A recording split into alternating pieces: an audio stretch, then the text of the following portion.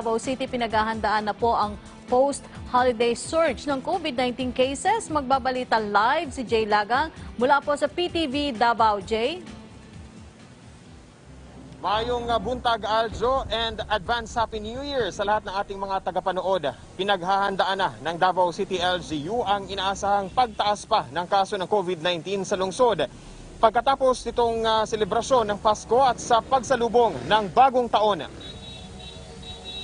Aljo, ayon kay Davao City Mayor Sara Duterte na sa unang bahagi pa lamang ng buwan ng Disyembre sa kasalukuyang taon ay inihanda na ng lungsod ang karagdagang pasilidad na gagamitin ng mga taong mahahawa sa nakamamatay na virus.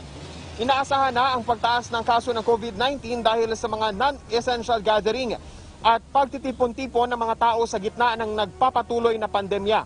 Sa ngayon ay aabot na sa 2,194 ang bed capacity sa itinayong mga isolation facilities at temporary treatment and monitoring facility ng lungsod, kung saan 910 dito ay occupied na at sa ngayon ay 1,284 ang available o bakante. Aljo, sa kabilang sa mga ginamit na isolation facilities ay mga piling hotel, public schools at gym dito sa Davao City.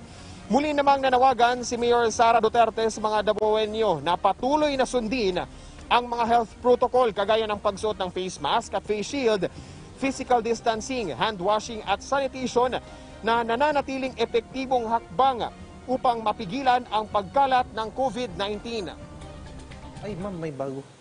Samantala, Aljo, ay ipinag-utos naman ni Davao City Mayor Sara Duterte kahapon na i-extend ang pagpapatupad ng mga hakbang o regulasyon ng Davao City LGU kagaya na lamang ng curfew simula 9 p.m. hanggang 4 a.m.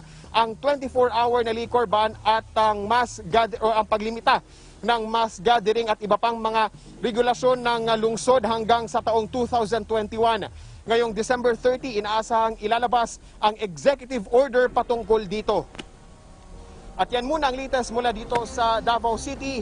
Jay Lagang para sa Bayan. Maraming salamat, Jay Lagang ng PTV Davao.